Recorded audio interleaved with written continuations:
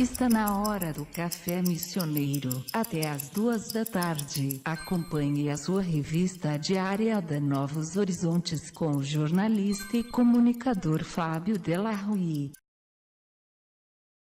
Greves pelo país afora. O espaço que foi assumido por outras forças de esquerda não trouxe o elementar à cúpula do PT, que está instalada há 12 anos no Planalto. Qual esta capacidade? A capacidade de lidar com situações críticas, idênticas à disseminada por caminhos em todo o país. Ironicamente, seguidores de estratégias tradicionais dos movimentos originais que pertenciam Lula e Dilma.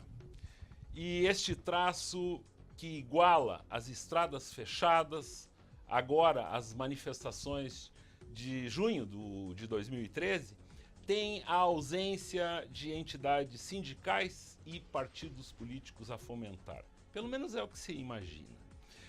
Embretado por uma situação que não levou a sério, que não foi levada a sério no começo, o governo federal deixou a paralisação ultrapassar a barreira dos 10 dias, fruto de um misto de arrogância e uma aposta que seria um movimento isolado.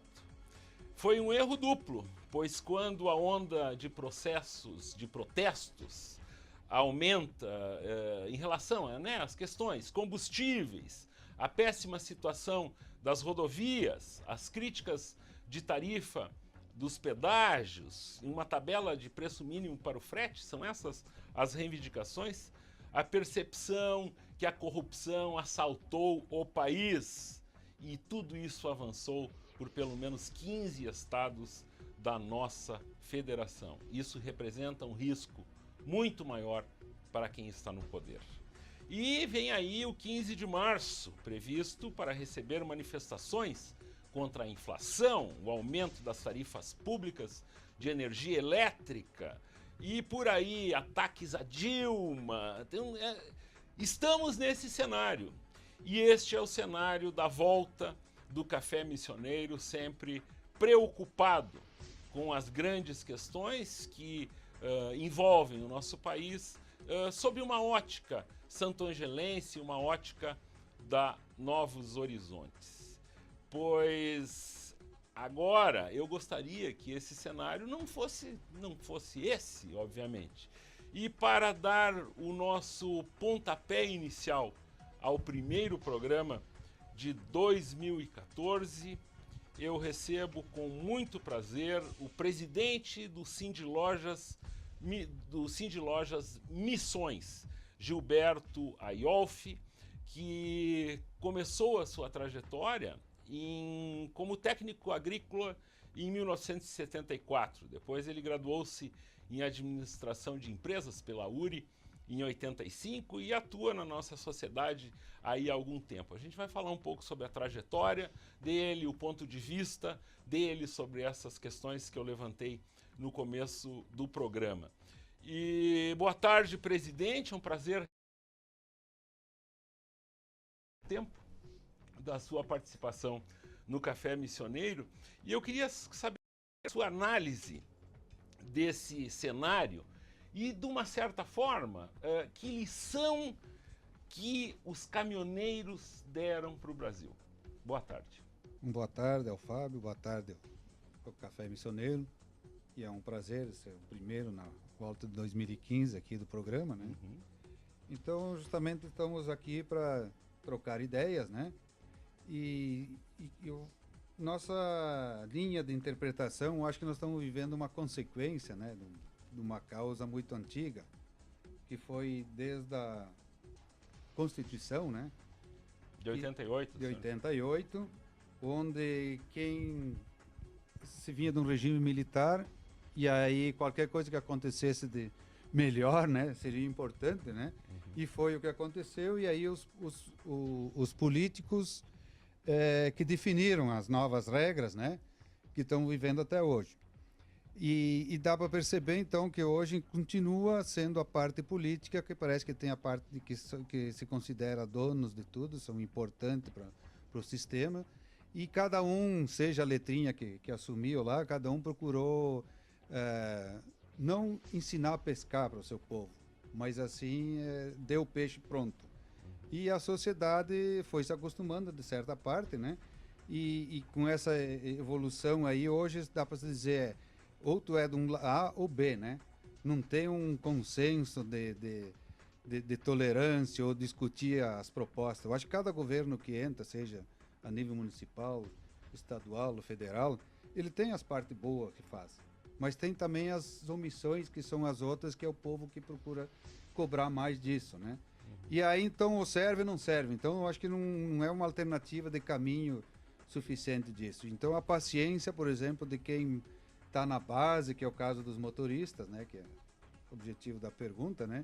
Não é porque eles não querem, que não tem mais como aguentar isso, né? Não tem mais isso, então não tem nem precisa liderança. Quando tu não consegue mais exercer tua atividade, tu quer que o país vá para frente, né? Tem alguma coisa que não está bem. E essa eu acho que é a manifestação a qual todo mundo acho que está apoiando, está reconhecendo que é uma reivindicação justa, que direto ou indiretamente estamos, de certa forma, todo mundo afetado, seja o segmento que for. Nós aqui, na nossa região, ontem eu conversava com uma pessoa que reside fora do Rio Grande do Sul. Embora os telejornais, os jornais nacionais tratem dessa questão, as pessoas não imaginam uma situação como essa aqui, que se vive, de grande parte dos postos sem combustíveis, basicamente vegetais, que são os primeiros que desapareceram dos supermercados. Também aconteceu uma situação semelhante a essa em Santa Catarina, no Paraná, no Mato Grosso. Esses reflexos, assim, a gente, o cidadão urbano, né, a pessoa aqui da cidade, ela, o senhor acha que ela se sente que está pagando por isso também? Ou esse apoio que o senhor se refere, ele é algo que as pessoas compreendem naturalmente?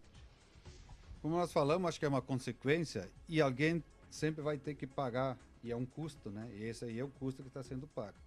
Então, justamente quem está na produção, que é o produtor, quem está na atividade econômica, que vai sentir primeiro. Então, com a escassez de produto, alguma coisa, daí o cidadão da cidade vai se dar conta disso, né? Então, se ele estava reconhecendo parcial, ele vai entender depois qual é que é a dor do que fez chegar até aí. Exato. Então, continua sendo. Então, quando que vai acontecer alguma coisa para reduzir isso? É justamente o papel que os governos têm que fazer que não fizeram até agora. É ter uma luz, uma expectativa, né? Se tem uma luz, tem uma expectativa, é isso que a gente vive, né? Tendo expectativa, é a mesma coisa que alguém que está doente, né? Se tem uma expectativa que ele vai melhorar, ele mesmo se autoajuda e vai para frente nisso. Então, nós não temos essa expectativa ainda. Aqui foi dada na eleição e agora foi frustrado, então por isso que a revolta está sendo maior ainda. E ela tem um custo disso, e esse custo nós estamos pagando e vamos pagar mais ainda daqui para frente com essas questões que estão acontecendo. Eu vou lhe descrever uma cena e eu gostaria que o senhor interpretasse uma criança de 5 anos vendo na televisão as pessoas botando leite fora. E essa criança indaga imediatamente, de uma maneira triste, com os olhos quase em lágrimas, perguntando por que isso está acontecendo e se ela não vai ter mais leite. Isso é algo cruel demais para uma família de vivenciar esse momento. Mas mais cruel ainda é para o produtor, que está lá né, tentando sobreviver com o seu trabalho, enfim, e não tendo uma garantia de preço mínimo para o seu produto, o produto não podendo ser transportado e tal. Aonde que nós todos, como sociedade, erramos? Que tipo de solução a gente poderia encontrar para um problema como esse? Como você falou no início, daí a parte política se preocupou mais com ele, não se preocupou com o país. Tem aproximadamente 500 empresas que o governo ou é refém ou depende delas.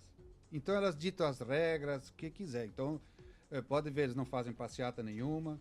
Do dia para a noite acontecem as definições. Isso aí porque o governo é refém ou depende delas. Mas ele deixou criar esse monstro contra ele. E aí, quando precisa de alguma coisa, é justamente as classes mais beneficiadas, a pequena empresa, é que está sofrendo essa consequência. E se percebe, então, em outros países também, quando tem crises, pode ser de culturas religiosas, etc., tem uma forma diferente de pagar isso. E na nossa é a economia que está pagando e é o resultado do suor dos menos beneficiados que estão pagando por isso nesse momento. Isso é lamentável, né? O senhor fala desses beneficiados aí, a gente poderia citar, eu já citei aqui em edições anteriores do programa, a indústria automobilística. Em 24 horas se encontra a solução de benefício, de redução do IPI, enfim, né? É absolutamente incrível isso, como eles conseguem essas soluções de forma imediata. Tem todos os setores que são, eu acho que também, mesmo esses grandes grupos foram também, de certa parte, criaram dependência com o setor financeiro. Uma vez cada um tinha a poupança dele, etc. Hoje parece que o incentivo não é para ter poupança. O incentivo é para ficar devendo. E aí está a prova, inclusive o próprio governo, né? Quando, pelo que se sabe, pelos números aproximadamente, quando a Dilma assumiu era 400 e poucos milhões, hoje está quase o equivalente a um PIB de dívida, né? Sim.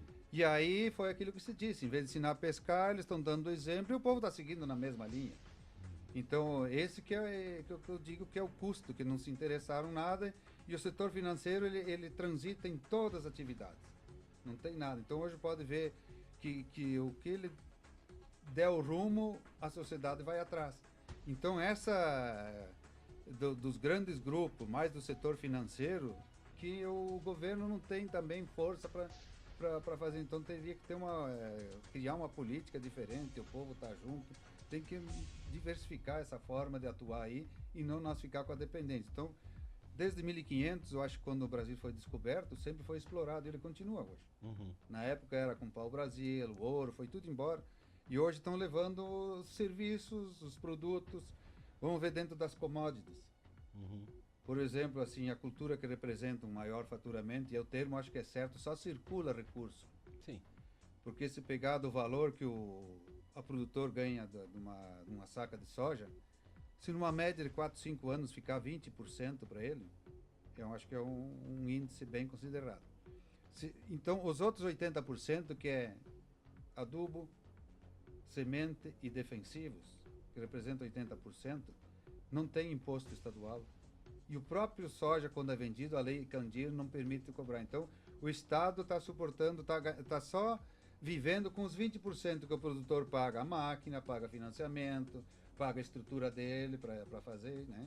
E os outros 80% a tecnologia está indo levando o dinheiro embora. E fora do país. E fora do país. Porque essas empresas dos 80%, todas elas são multinacionais. Então você vai perceber o resultado do produtor, a tecnologia aumenta a produção, mas a fatia que sobra para ele é sempre parecida.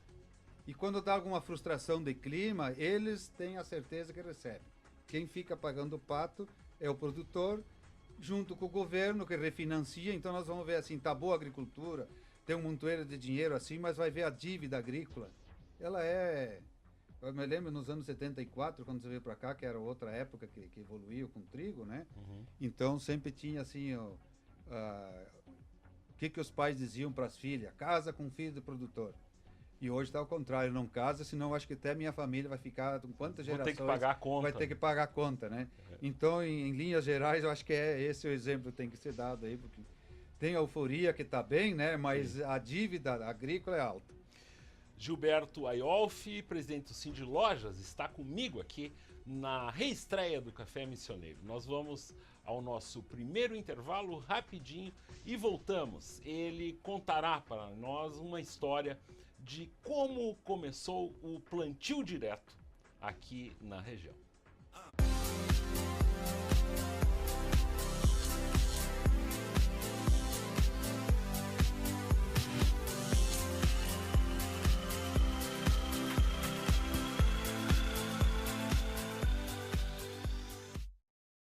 de la Rue. No primeiro programa desta temporada 2015, que conta com a operação de áudio de Matheus Rasta, vídeo do chefe Sérgio Luiz Toneto Júnior e a câmera de Marcos Luft, eu estou de volta aqui de segunda a sexta às 13 horas pelo 104.7, também pela Novos Horizontes TV e com reprise sempre às 8 da noite pela Novos Horizontes TV. Eu recebo o presidente do Cindy Lojas, Gilberto Aiolfi, pois, como eu fiz referência no final do bloco passado, o senhor Gilberto, em 1974, ele era técnico agrícola e, juntamente com colegas daquela época, foi um dos primeiros a apresentar, a introduzir, enfim, ele conta para nós sobre isso,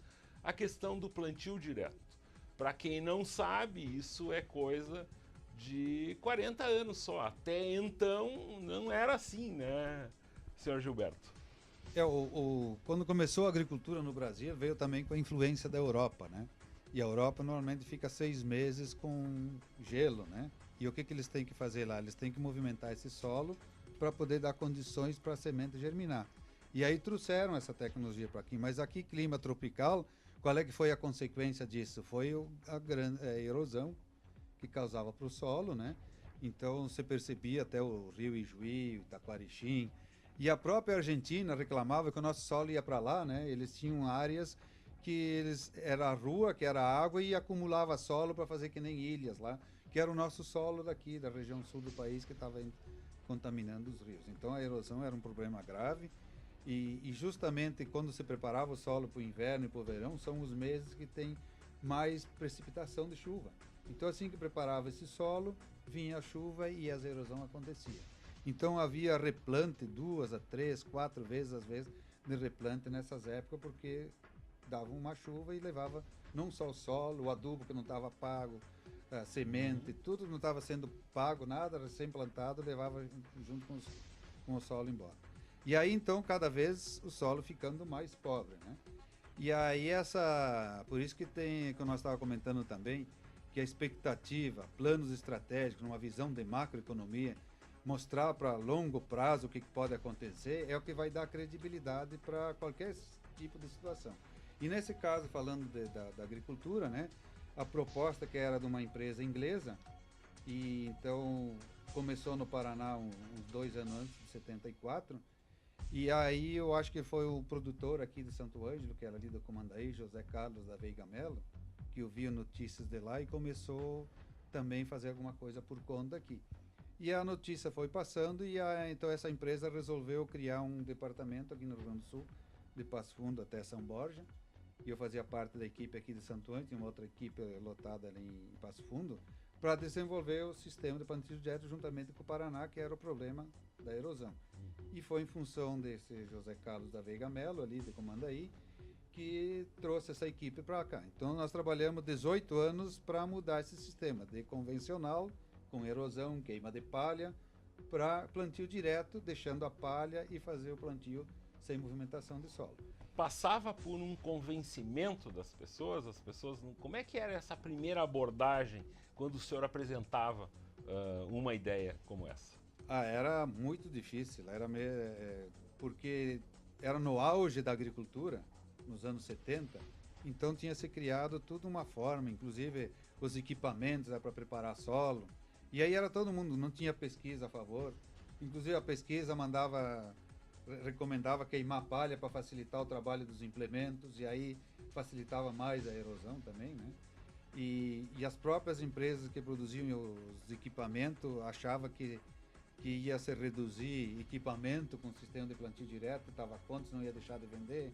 O posto de gasolina também, porque ia reduzir posto. Então, foi 18 anos que praticamente com produtores, daí formando grupos de produtores que se chamavam os Clubes Amigos da Terra, né?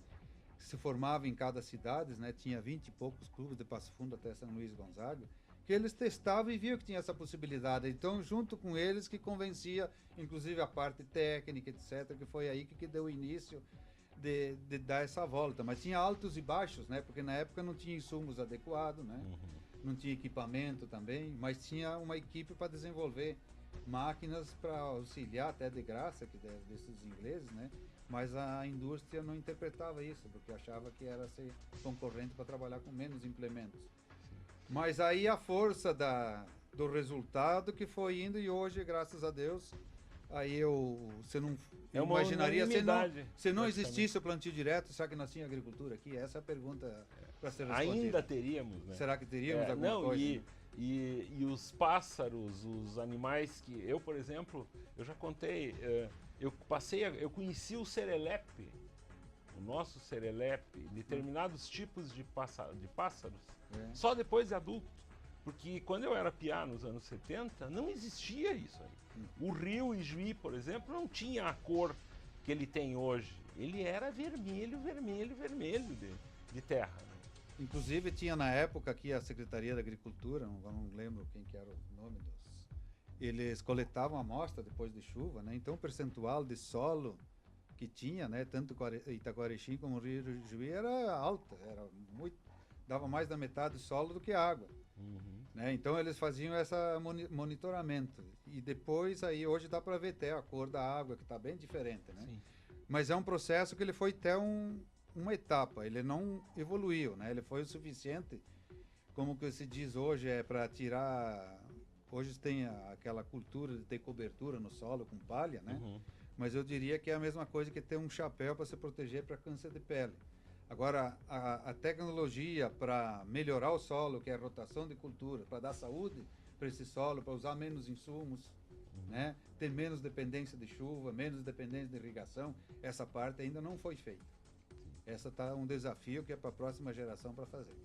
Vocês prepararam o terreno e só que para seguir esse terreno gerando esse lucro da nossa região, tem muito trabalho pela frente. E tem uma gurizada, jovens aí, que estão preocupados com isso. Dá para perceber, hoje fazem também uma agricultura de precisão, que significa, mais ou menos, que dá uma uniformidade para o solo de fertilidade.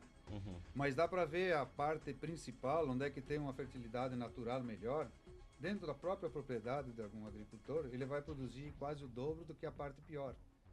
Então, o que significa? Por que ele tem lá aquela condição boa, natural, e a outra não? Porque a outra foi degradada, foi erosão, problema de trabalhar, né? Então, nós poderíamos estar produzindo muito mais só dando condições para o solo. Enfim, é a poupança que nós temos na qualidade do solo, né? Além, então, a criação do Clube Amigos da Terra, enfim, da sua trajetória, como que o senhor foi chegar na indústria e comércio de confecções em 89? Bom, daí trabalhamos 18 anos com essa empresa, desenvolvendo o sistema de plantio direto. Depois foi nos dada uma oportunidade de ser o representante, que é aí que nós começamos com uma empresa em Giruá, para comercializar os produtos que no início não tinha produto nenhum. Depois era uma multinacional que não tinha produto e pensava há 20 anos e lá de uma altura em diante apareceu. Então foram investindo. É o que acontece com as grandes empresas. Eles falam de boca cheia que investe 5%, 6% do lucro em pesquisa.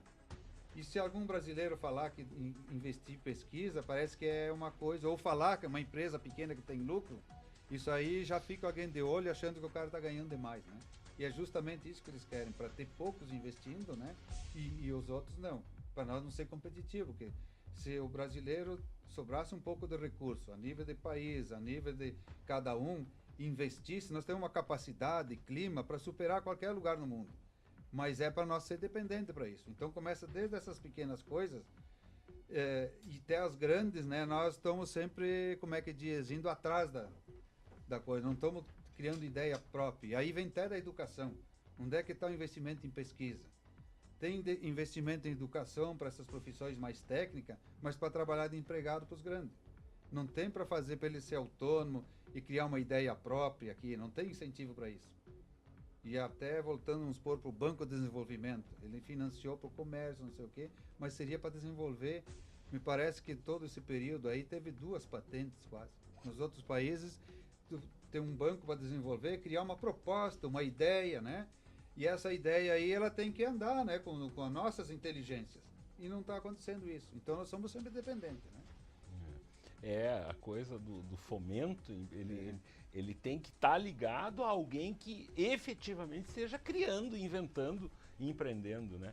Mas me conta como que o senhor entrou na questão dessa empresa que o senhor possui, eu já vi. Daí então nós trabalhamos na parte comercial e a minha esposa era dentista também e sempre tinha um sonho de ter alguma coisa, fazer alguma coisa por conta, porque nunca você vai viver de empregado, né? Uhum. E ela também, no lazer dela, trabalhava com isso, então foi dado incentivo e até hoje existiu. E eu, na minha outra área, na parte de insumos agrícolas, que eu trabalhava com defensivos e atualmente trabalho com sementes de forrageiras. Então, continuou 2 atividades. E o terceiro sonho da família era ter sucessão no negócio, né? Uhum. Que eu acho que é um dos outros desafios de grandes empresas, né? Pode contar aqui de Santo Ângelo também, com as grandes empresas, quando chegou nos anos 70, né? Eu imagino que não continuaram por falta de sucessão, né? E aí... Isso é uma característica, de... dá para se contar nos dedos. Exatamente. A empresa que chega na 3ª geração aqui em Santo Ângelo, né? Isso não... Nós temos, esses dias eu até estava em busca de um exemplo, Schneider Autopeças é uma, que está indo na 3ª geração, mas... procurando por aí fica difícil se encontrar. Tem os PIP também, Sim, que estão ali, né? Mas, então, isso que é importante, se tem alguém da família, inclusive deu uma renovação, né? Quando lá na Javi a filha assumiu também, né? Uhum. Então, normalmente a pessoa vai cansando, né? E tendo alguém para ter sucessão é outro ânimo, né? Então, conseguimos dar uma nova expectativa para o negócio também. Este é o Café Missioneiro na sua reestreia neste 2 de março. Eu recebo o presidente do Cindy Lojas Missões, Gilberto Aiolfi, que no bloco final do programa fala sobre a sua atuação na entidade. Nós já voltamos. A melhor rádio. Pois o vereador da bancada do PT, Gilberto Corazza, e o ex-presidente da OAB, Paulo Leal, denunciaram ontem um crime, o que eles denominaram de um crime ambiental, numa área muito próxima à cascata do Itaquarinchim, a sudoeste da cidade. Com indignação, eles postaram pelo menos 4 imagens tristes para quem gosta da natureza e para quem tem o mínimo de senso do que estamos fazendo aqui nesse planeta. Sobre esse conteúdo você encontra detalhes em novoshorizontes.fm.com e a promessa aqui na casa de que sairá uma reportagem em vídeo sobre esse assunto, como foi tratado aqui no intervalo do Café Missioneiro, pois o Marcos Luft já está tratando dessa questão, que trará maiores detalhes e imagens lá dessa área, dessa questão apresentada aí no final de semana.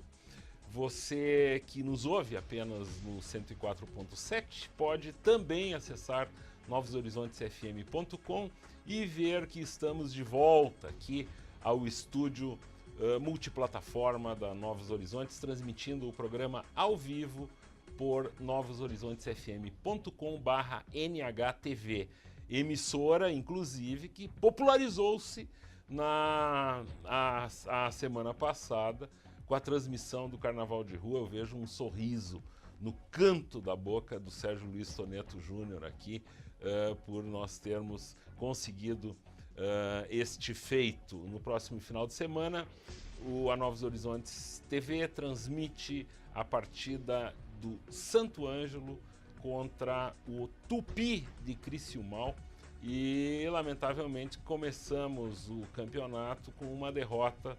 O nosso goleiro foi batizado com 2 tentos na partida em Vacaria na noite de sábado contra o Glória. Pois, Gilberto, um prazer então tê-lo aqui no programa. A gente tratou dessas questões gerais. Eu disse que a gente tinha que... A gente começou a conversa assim, que é uma preocupação nossa do que a gente está vendo aí nos últimos dias. à frente do Cindy Lojas, representas um grupo de pessoas, de empresários, pessoas preocupadas com empreender, com desenvolver. É sem dúvida nenhuma um grande desafio de estar à frente desse grupo de pessoas.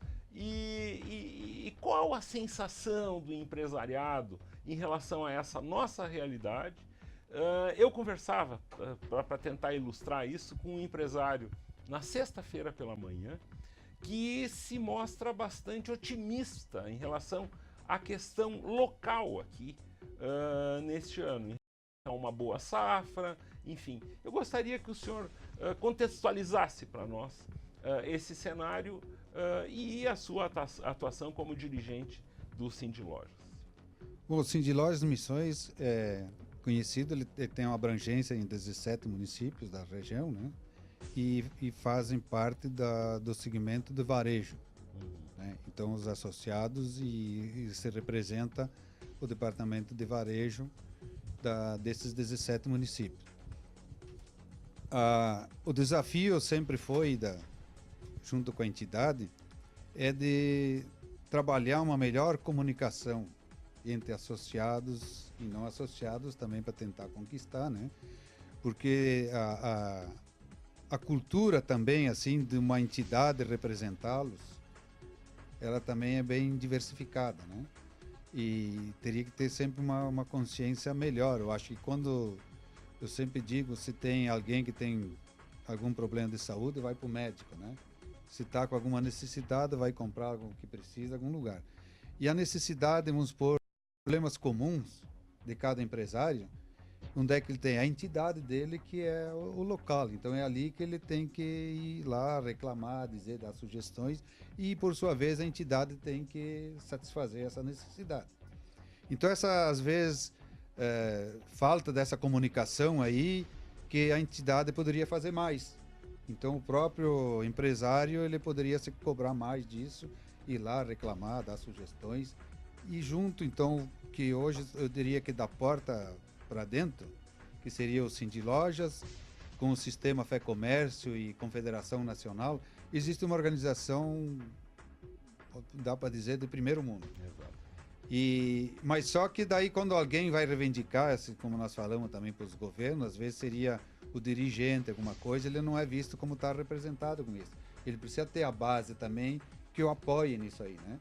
Então, para ter um peso lá também, precisa ter essa bagagem ali por trás, e aí tem que ter a participação das empresas. E tem que ter um foco também, né? Porque os políticos gostam de dividir as opiniões, né? Fazer o público se dividir para não fortalecer as entidades e nem o povo também. E daí, então, essa parte cabe à sociedade, no caso, por segmentos, o comércio de varejo, de trabalhar unido, em conjunto, para buscar os problemas, a reivindicação dos problemas comuns. Que legal, uma mente arejada, eu diria. Eu gosto de pessoas que têm coragem de dizer o que o senhor acaba de dizer aqui, que não são muitas as pessoas que fazem essa referência em relação ao que os políticos fazem. Eu gostaria de já deixar antecipado aqui o convite para que o senhor volte aqui em 2 semanas. Hoje, segunda-feira que vem, eu terei aqui a entrevista com o prefeito Valdir Andres, que confirmou já conosco. A gente se sente lisonjeado, porque, embora ele tenha as emissoras dele, ele vem numa emissora independente para conversar abertamente aqui e receber, enfim, responder até perguntas da população. Em 2 semanas eu gostaria de convidá-lo para estar aqui, para a gente tratar de uma questão muito ligada à questão do comércio, que eu sei que ocorreram manifestações suas no começo do ano em relação ao grande volume de feriados que teremos no ano de 2015 e outras questões específicas do comércio, até que se o senhor pudesse colher nesse período, quais são as reivindicações, quais as preocupações dos empresários, dos comerciantes em Santo Ângelo. Eu me sinto muito à vontade, eu sou filho de comerciante, de uma família aí que durante mais de 50 anos teve comércio aqui no centro de Santo Ângelo. Fui criado dentro desse ambiente, ouvindo essas questões, e me sinto muito à vontade de lhe propor isso, para a gente tentar, dentro, se é que existe isso, mas uma herança desse comércio nosso que existiu,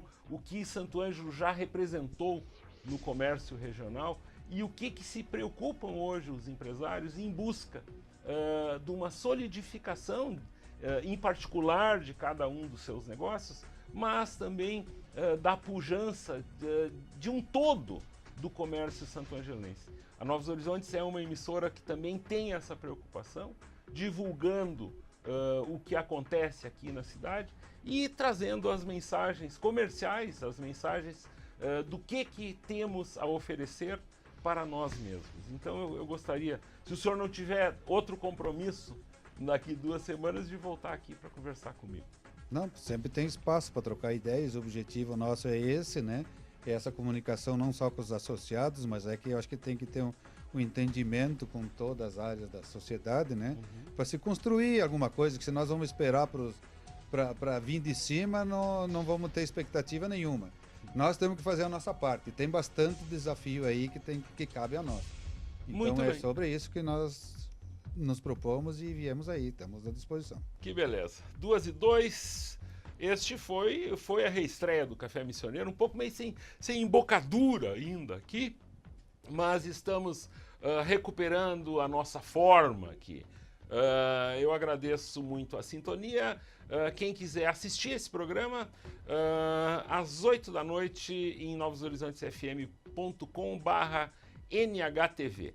Amanhã o programa recebe a coordenadora da 14ª Coordenadoria de Educação, Tânia Santiago, juntamente com Tiago Meyer Mendes, os assuntos à volta às aulas da rede pública, estadual e também a programação da Semana da Mulher. Meu boa tarde, Matheus Rasta assume os controles musicais do 104.7 e o Serginho programou uma super coletânea de videoclipes na NHTV. As duas programações se separam, você ouve uma e vê a outra. Muito boa tarde e até amanhã.